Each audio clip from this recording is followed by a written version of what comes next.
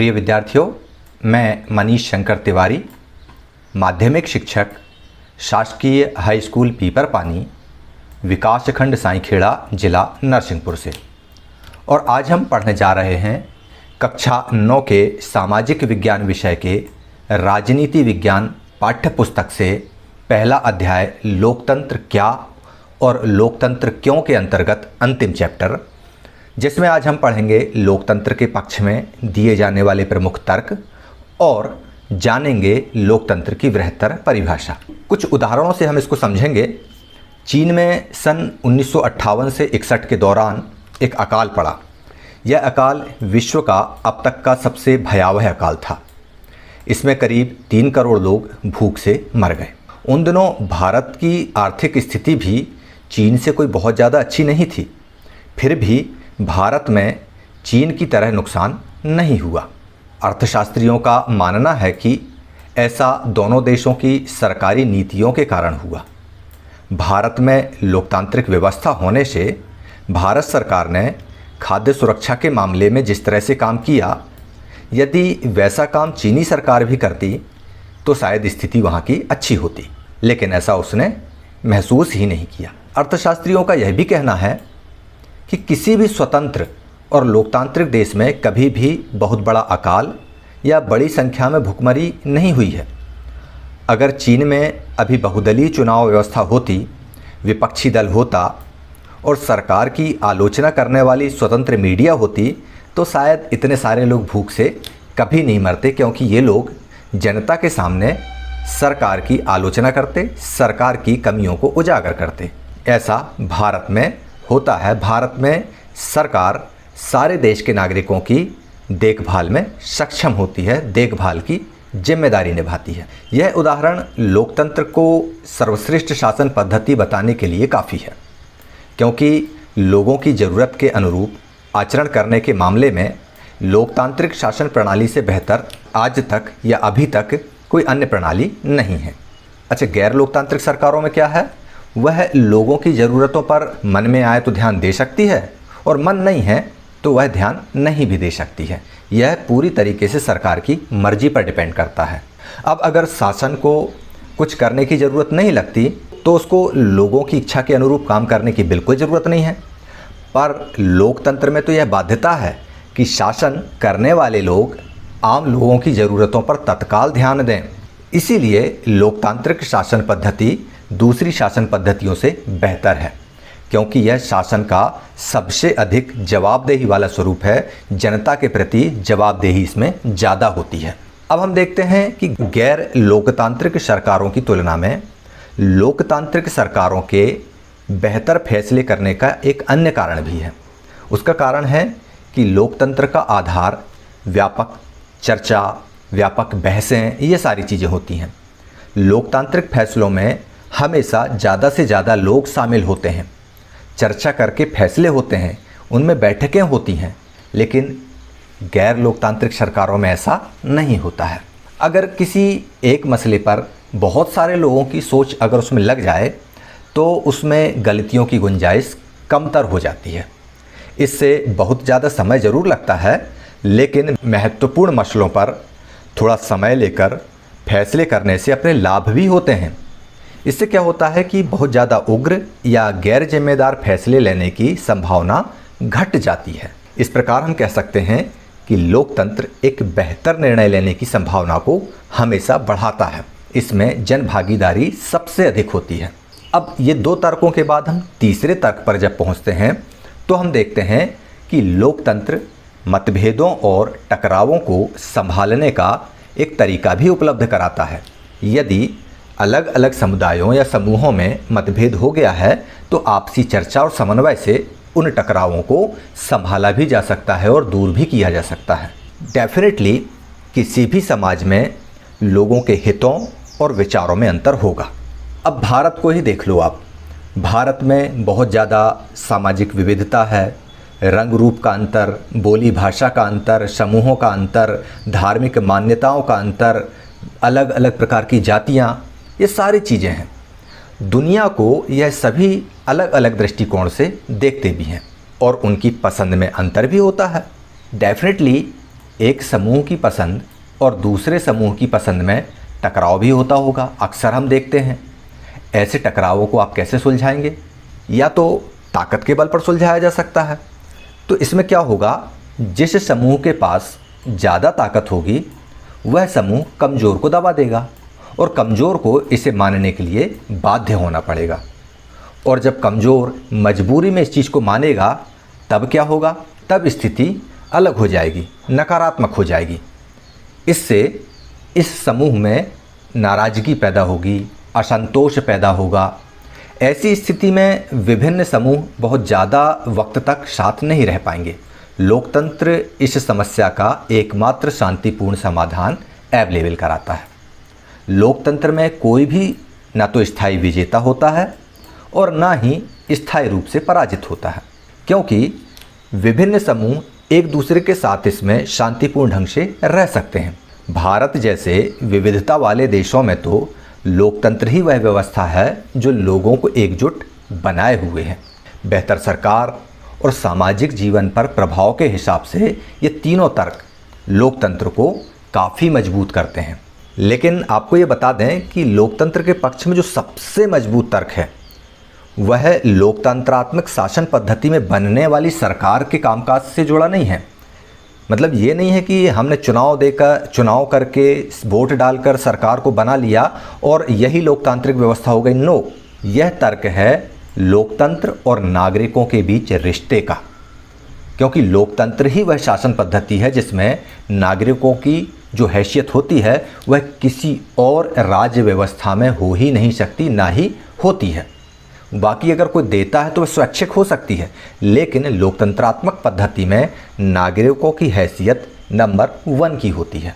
अगर इस व्यवस्था में बेहतर फैसले लेने और उत्तरदायी सरकार चलाने का काम ना भी हो तो भी यह दूसरों से बेहतर है। क्यों? क्योंकि इसमें जनता की भागीदारी बढ़ती है, इसमें नागरिकों का सम्मान बढ़ता है। लोकतंत्र राजनीतिक समानता के सिद्धांत पर आधारित है। आप राजतंत्र में कल्पना करके देखिए, क्या कोई राजा किसी आम नागरिक को स्वयं के बराबर अधिकार दे सकता है?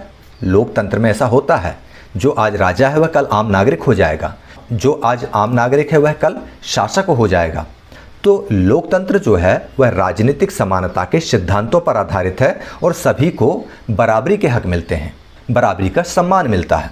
यहाँ पर गरीब और अनपढ़ को भी वही हक हासिल हैं, वही दर्जे हासिल हैं जो अमीर को हासिल हैं, जो पढ़े लिखे को हासिल हैं।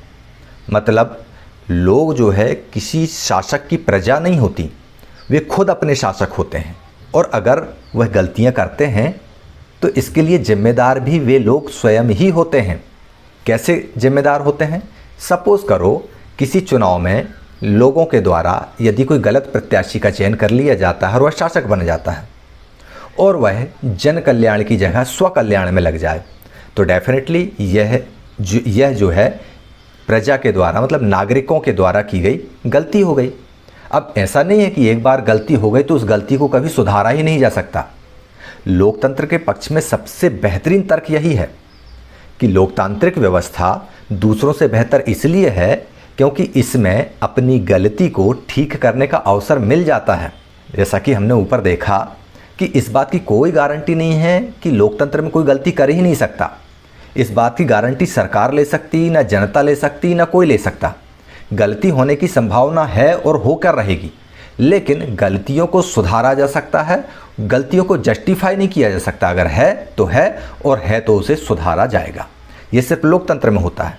तानाशाही में गलती हो गई तो भी आप कुछ नहीं बोल सकते।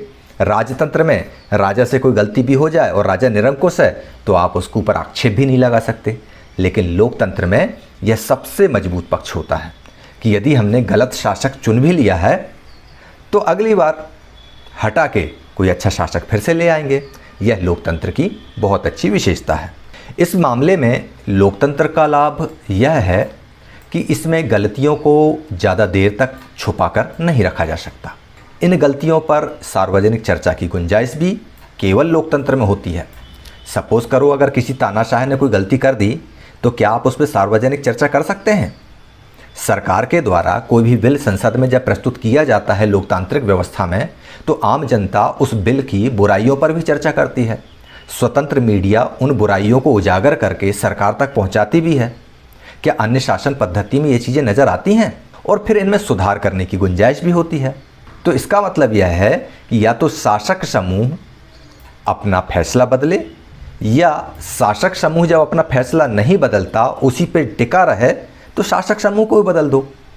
लेकिन गैर लोकतांत्रिक सरकारों में आप ऐसा नहीं कर सकते, बल्कि करने की सोच भी नहीं सकते।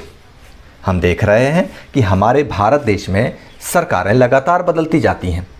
जनता को पसंद आया तो रहेगी, पसंद नहीं आया तो बदला जाएगी। लेकिन गैर लोकतांत्रिक सरकारें, जैसे हम देखते हैं उत्तर कोरिया है, वहाँ पर चीन में देख रहे हैं कि दल की सरकार चली आ रही है, तो ऐसा गैर लोकतांत्रिक सरकारों में ऐसा हम नहीं कर सकते हैं। यह सिर्फ लोकतांत्रिक सरकारों में ही किया जा सकता है। चलो अब हम इस चर्चा को थोड़ा समेट लेते हैं। कैसे? लोकतंत्र हमें सब चीज़ें नहीं दे सकता और ना ही यह सभी समस्याओं का समाधान है। जैसा कि हमने पिछले वीडियो में जाना कि लोकतंत्र कोई जादू की छड़ी तो है नहीं है कि घुमाई और सारी गरीबी दूर, सारा भ्रष्टाचार दूर, सारी अराजकता दूर, बिल्कुल नहीं। लेकिन साफ तौर पर जितनी भी शासन करने की व्यवस्थाएं हैं, चाहे राजतंत्र हो, चाहे तानाशाही हो, पूंजीवादी व्यवस्था हो, अराजक व्यवस्था हो, गुंडागर्दी की व्यवस्था हो, गणतंत्रात्मक व्यवस्था हो, राजतंत्र जो गणतंत्र के साथ जुड़ा हो वैसी व्यवस्था हो, कहीं का भी कोई भी व्यवस्था ले लो शासन की, सबसे बेहतर शासन व्यवस्था अगर कोई है तो वह सिर्फ और सिर्फ लोकतंत्रात्मक शासन व्यवस्था है। यह साफ तौर पर उन सभी दूसरी व्यवस्थाओं से बेहतर है जिन्हें हम लोग अभी तक जानते हैं और दुनिया के लोगों को जिनका अनुभव है। यह अच्छे फैसलों के लिए बेहतर अवसर उपलब्ध कराता है। हो सकता है कि भविष्य में इससे बेहतर कोई शासन पद्धति आ जाए, लेकिन वर्तमान में जितनी भी ज्ञात शासन पद्धतियां हैं उन सभी में सबसे बेस्ट, सबसे बेहतर, जिसमें देश के रहने वाले लोगों का सम्मान मिलता हो, वह कहलाती है लोकतंत्रात्मक शासन व्यवस्था। ऐसा क्यों? क्योंकि आपने ओलंप द गूस का एक स्टेटमेंट पढ़ा होगा कि राष्ट्र कुछ और नहीं है, स्त्री और पुरुषों से मिलकर बना हुआ एक संघ है और इस राष्ट्र के सभी स्त्रियों और सभी पुरुषों को बराबरी के अवसर राजनीतिक, सामाजिक और आर्थिक रूप से उपलब्ध कराया जाना चाहिए। यही लोकतंत्र का उद्देश्य है और लोकतंत्र जन कल्याणकारी है। इसके अलावा और कोई शासन पद्धति जनता को बेहतर अवसर उपलब्ध नहीं करा सकती। इसमें लोगों की इच्छाओं का सम्मान किया जाता है, बल्कि सम्मान किए जाने की संभावना बहुत ज़्यादा है और इसमें अलग अलग तरह के लोग ज़्यादा बेहतर ढंग से साथ रह भी सकते हैं। भले हमारी विचारधारा ना मिले, भले हमारी धार्मिक परंपराएं अलग हों, भले हमारे रहन सहन का तरीका अलग हो, लेकिन हम हमारी मर्जी से हमारे पसंद के प्रत्याशी को चुनाव में वोट दे आए। लोकतांत्रिक व्यवस्था है, जो जीत गया वह सभी को समान दृष्टि से देखेगा और समान रूप से कार्य करेगा। ऐसा नहीं है कि जो बहुसंख्यक लोग हैं वे अल्पसंख्यक को दबा दें या अल्पसंख्यक लोग जो हैं वह मनमानी करने पर उतर आएं। लोकतंत्रात्मक व्यवस्था में इस तरह की कोई गुंजाइश नहीं बन पाती है। अब हम देखते हैं कि अगर लोकतंत्र इनमें से कुछ काम करने में फेल भी रहता है, तब भी इसमें गलतियों को सुधारने की संभावना तो बनी रहती है। इसमें सभी नागरिकों को ज़्यादा सम्मान मिलता है और इसी वजह से लोकतंत्र को सबसे अच्छी शासन व्यवस्था माना जाता है। तो ये बात आप लोगों की समझ में बहुत अच्छे से आ गई होगी कि लोकतंत्र सबसे अच्छी शासन व्यवस्था क्यों माना जाता है। इसके खिलाफ में भी हमने तर्क देखे, हमने इसके पक्ष में भी तर्क देखे। जब दोनों तर्कों को हमने कसौटी पर रखा तब हमको ये समझ में आया कि अभी तक जितनी भी शासन करने की व्यवस्थाएं हैं उनमें सबसे बेहतरीन है तो सिर्फ और सिर्फ लोकतंत्र। चलिए, अब हमने लोकतंत्र के पक्ष में महत्वपूर्ण तर्कों को समझ लिया, देख लिया। अब हम एक कदम आगे बढ़ते हैं और जानते हैं लोकतंत्र का बृहत्तर अर्थ क्या है। तो आगे आप चलिए। इस अध्याय में हमने लोकतंत्र की एक सीमित और विवरणात्मक शैली में चर्चा की। हमने शासन के एक रूप के तौर पर लोकतंत्र को समझा। लोकतंत्र की इस प्रकार की व्याख्या हमें उन न्यूनतम विशेषताओं या गुणों की पहचान कराती है जो लोकतंत्र की ज़रूरत है। हमारे समय में लोकतंत्र का सबसे आम रूप क्या है? वह है प्रतिनिधि वाला लोकतंत्र। मतलब सारे लोग जाकर के शासन नहीं चला सकते, भले हर व्यक्ति अपने आप में राजा बन जाए, हर व्यक्ति अपने आप को शासक समझे, लेकिन चूंकि सारे लोग शासन नहीं चला सकते, इसलिए लोग अपना प्रतिनिधि चुनकर भेज देते हैं। और यह प्रतिनिधि जनसंख्या के अनुपात में होता है। ये बोल दिया जाता है कि चलिए 10 लाख की जनसंख्या पर एक प्रतिनिधि हो गया या 15 लाख की जनसंख्या पर एक प्रतिनिधि होगा। इस तरह से उस जनसंख्या के आधार पर एक प्रतिनिधि तय कर दिया जाता है और प्रतिनिधि को चुनने के लिए एक सिस्टम डेवलप किया जाता है। जैसे भारत देश में है सार्वभौमिक वयस्क मताधिकार, कि जब हम 18 वर्ष के हो जाते हैं तब हम हमारे प्रतिनिधि को चुनने की क्षमता रख लेते हैं और हमको वह मताधिकार प्राप्त हो जाता है। हम जिन देशों में लोकतंत्र होने की बात करते हैं वहाँ सभी लोग शासन नहीं चलाते, सभी लोगों की तरफ से बहुमत को फैसले लेने का अधिकार होता है। और यह बहुमत भी स्वयं शासन नहीं चलाता, बहुमत का शासन भी चुने हुए प्रतिनिधियों के माध्यम से होता है। और यह ज़रूरी हो जाता है। कैसे कि हमने जैसे हमारे देश में अगर हम देखें तो बहुत सारे वोटर्स होते हैं। सपोज़ करो ये वोटर हैं, इनकी संख्या मान लीजिए कि 6 लाख के आसपास है। अब ये सारे 6 लाख वोटर तो शासन चलाएंगे नहीं, तो ये क्या करेंगे? मतदाता ये अपने प्रतिनिधि का चुनाव करेंगे। ये इस तरह से सदस्यों को निर्वाचित करते हैं। फिर जब ये सदस्य निर्वाचित होंगे तो ये निर्वाचित सदस्य विधायिका का निर्माण करते हैं और फिर इस विधायिका से कार्यपालिका बनती है, मंत्रिमंडल का गठन होता है। तो इस तरह से लोकतंत्रात्मक शासन व्यवस्था नीचे से ऊपर की ओर जाती है और अंततः जिम्मेदारी इसके प्रति होती है। ठीक है ना?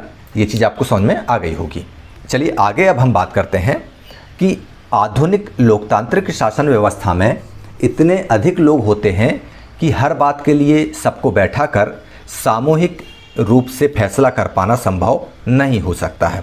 इसीलिए प्रतिनिधित्व वाला लोकतंत्रात्मक व्यवस्था या लोकतंत्र शासन चलाया जाता है कि इतनी बड़ी जनसंख्या को सामूहिक रूप से कहीं बैठा कर एक कोई फैसला लेना संभव नहीं होता। तो इनका 1-2 प्रतिनिधि चुन लिया जाएगा और वह अपनी तरफ से, जनता की तरफ से वहाँ पर अपना प्रतिनिधित्व करेगा और फैसलों में भागीदारी निभाएगा। चलिए, अगर किसी तरह से टेक्नोलॉजी के माध्यम से यह संभव भी हो जाए कि हर एक नागरिक के पास में जाया जा सकता है, तो क्या सभी नागरिक के पास फैसले में भाग लेने का समय होगा? इच्छा शक्ति होगी? क्या योग्यता और कौशल होगा? बिल्कुल भी आवश्यक नहीं है कि सारे नागरिक इन चीज़ों में प्रतिभागिता कर सकें, भाग ले सकें। बहुत कम लोगों में यह क्षमता होती है जो बहुत अच्छे निर्णय ले सकते हैं। इसमें हम लोकतंत्र की स्पष्ट लेकिन ज़रूरी समझ प्राप्त कर पाते हैं। इस स्पष्टता से हमें लोकतांत्रिक सरकार और गैर लोकतांत्रिक सरकारों में अंतर को स्पष्ट करने में मदद मिलती है। लेकिन इसमें हमें एक सामान्य लोकतंत्र और एक अच्छे लोकतंत्र के बीच अंतर करने की क्षमता नहीं मिलती। इससे हम क्या करते हैं, लोकतंत्र को सरकार से दूर जाकर समझ ही नहीं पाते। लोकतंत्र का अर्थ हम केवल सरकार तक सीमित समझ पाते हैं। इसके लिए हमको लोकतंत्र का बृहत्तर अर्थ समझना बहुत ज़रूरी है। कई बार हम लोकतंत्र का प्रयोग सरकार से अलग संगठनों के लिए करते हैं। जरा इन कथनों पर गौर फरमाएं। हम लोगों का परिवार काफ़ी लोकतांत्रिक है। जब भी कोई फैसला करना होता है तो हम सभी आपस में बैठकर मिलजुल कर फैसले लेते हैं और मेरे विचारों का भी उतना ही महत्व होता है जितना मेरे पिताजी का। यह एक लोकतांत्रिक परिवार की बात हो रही है। इधर एक विद्यार्थी कहता है कि मुझे वे शिक्षक नापसंद हैं जो छात्रों को कक्षा में ना तो बोलने देते न सवाल पूछने देते। मैं तो ऐसे टीचर को पसंद करूंगा जो लोकतांत्रिक मानसिकता का हो। एक नेता और उसके परिवार के लोग ही इस पार्टी के सारे फैसले करते हैं। अब बताइए, क्या वह लोकतंत्र की बात करेंगे? कभी नहीं। इस तरह लोकतंत्र शब्द का इस तरह का प्रयोग फैसले लेने के उसके बुनियादी तरीके को उजागर करता है। लोकतांत्रिक फैसले का मतलब होता है उस फैसले से प्रभावित होने वाले सभी लोगों के साथ विचार विमर्श के बाद उनकी स्वीकृति से फैसले लेना। यानी कि जो बहुत शक्तिशाली है उसका भी फैसले में उतना ही महत्व हो जितना किसी कमज़ोर का।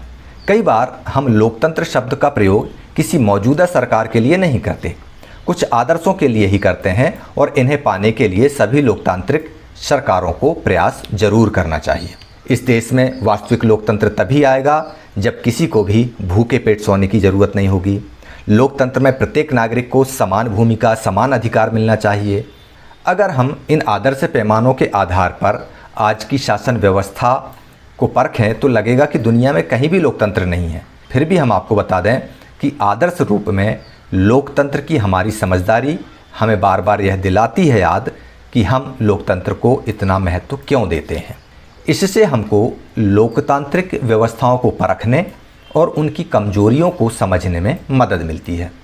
इससे हमें न्यूनतम या काम चलाओ लोकतंत्र और अच्छे लोकतंत्र के बीच का अंतर समझने में भी मदद मिलती है।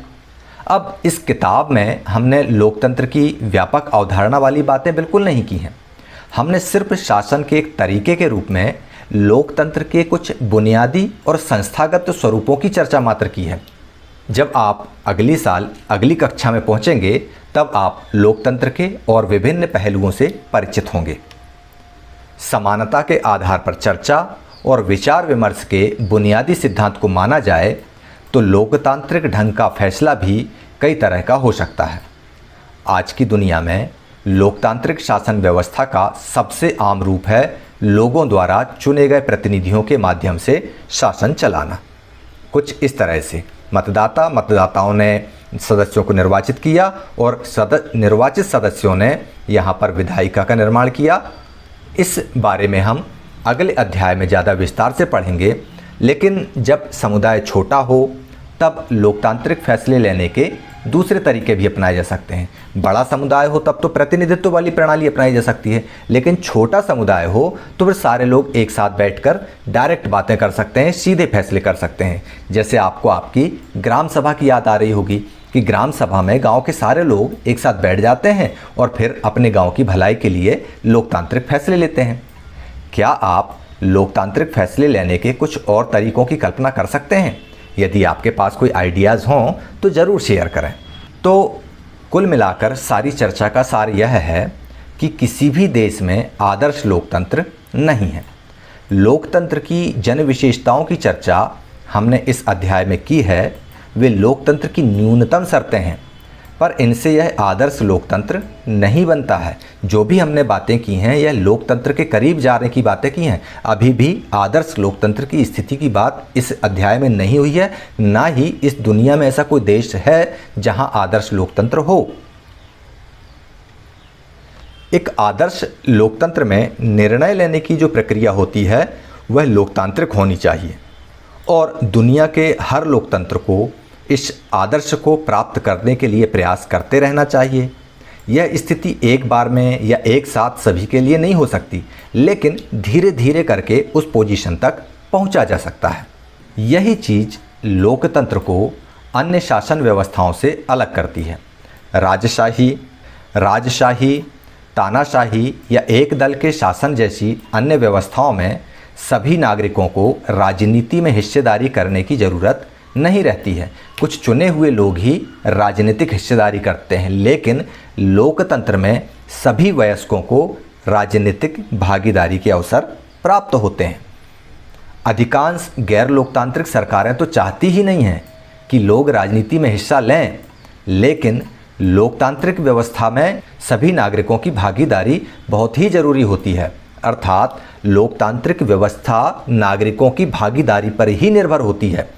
इसीलिए लोकतंत्र के बारे में जब कोई बात आई हो तो लोकतांत्रिक राजनीति पर ही ध्यान केंद्रित करना चाहिए। इस तरह से आप लोगों ने बहुत अच्छे से इस अध्याय को समझा, देखा और अब बारी है आपको अभ्यास कार्य करने की। पहला प्रश्न है, भारत में लोकतंत्र नहीं होता तो क्या होता?